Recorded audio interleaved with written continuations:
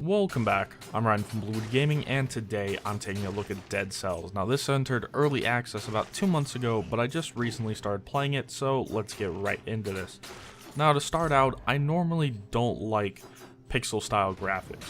I normally don't like roguelite or roguelike games, and I normally don't like 2D platformers.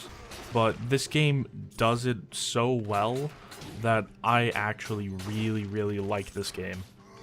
So what pulled me in to try it in the first place? Well, a lot of people have been comparing this game to Dark Souls, and that got my interest peaking in the beginning. Then I went and checked out some gameplay, and I got this feeling of Castlevania that even other Metroidvania style games hasn't really evoked in me. And just with that, I decided to pick up this game, and I'm really glad that I did.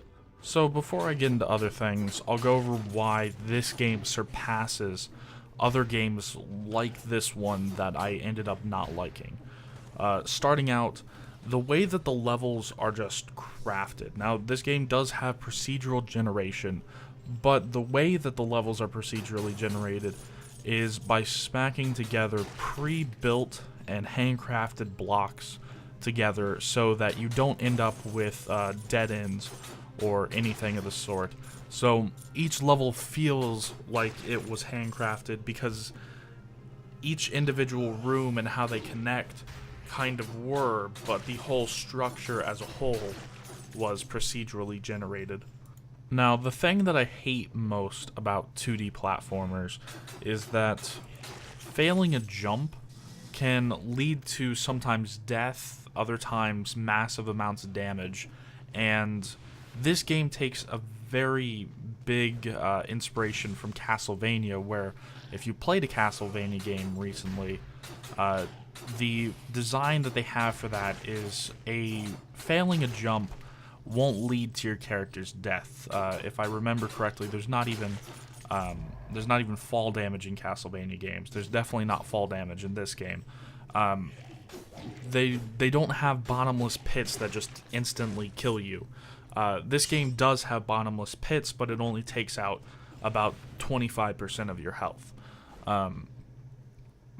This kind of not instant fail conditions kind of really set it above other games like this that do have instant fail conditions, because they're just kind of things that I really hate. I'll admit, I'm not good at doing precise platforming. That's why you don't see any of that on this channel. I'm not good at it. I don't like to play it, and sadly, quite a few 2D platformers require to have precise controls to actually platform around spikes or different obstructions. And this game does have spikes that you can fall on and other obstructions that you have to platform around, but none of it is so punishing that it instantly kills you or you're going to die immediately. They're very forgiving in the way that they do their platforming. The next biggest thing that I was initially concerned about with this game is taken from the roguelite or roguelike genres, and that's being reset back to your basic stuff every time you die.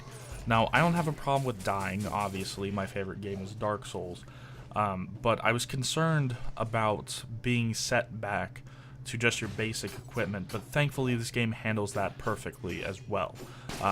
Over time, as you kill enemies, you are given these cells, as they're called, and you can put these cells into different upgrades that will persist throughout your different lives as you keep going through the dungeon and dying and coming back. Now, these cells are what you use to unlock and upgrade weapons, but they also give you the ability to start out with either random melee weapon, random ranged weapon, the ability to choose a random shield when you start out, so you're not actually starting out with the basic stuff forever. You can put in upgrades so that you can start out with random gear, and thankfully, there's 50 different items in the game as of right now, and they're going to add in more.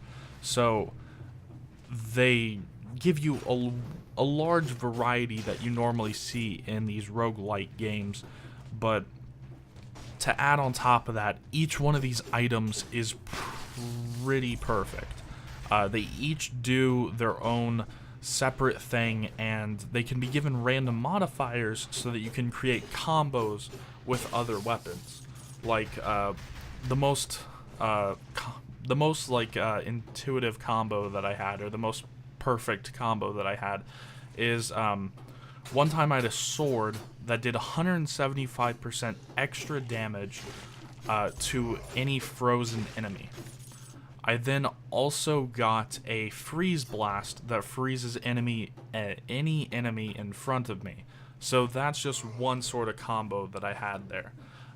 Another combo that I had is you can get kicks as a weapon in this game, and this one kick would stun any enemy that was at full health. I then also had a weapon that would deal extra damage, a guaranteed critical hit to any enemy that was stunned. So I could run into a room, kick an enemy, hit him with the hammer that I had, and do massive amounts of damage. And these combos were just randomly put together with random modifiers on weapons, and they just work so perfectly. And these kind of really awesome combinations come out every other or every third game, and it's just really great to see that kind of stuff. And it shows that these weapons, while you're going to be running into the same things over and over and over again, even though there's 50 of them, it really changes the way that you're going to play. If you have the same two weapons on two different runs, you're going to play differently on each of those runs because of the random modifiers that they have.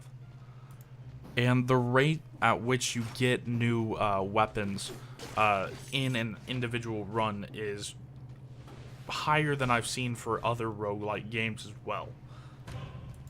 Because in this game, you will find somewhere between 3 and 5 weapons or abilities in an individual level, and then on top of that, there's a vendor in each level, or a merchant in each level, that will give you it will let you buy any number of 4 items that that he's selling at that point. And then there's normally also a chest. So that's almost 10 new items that you can pick up on every single level. So if you find something that you don't like, you can switch away from it very, very quickly. And because there's 50 different things, the chances of you finding that particular thing again are kind of minimized.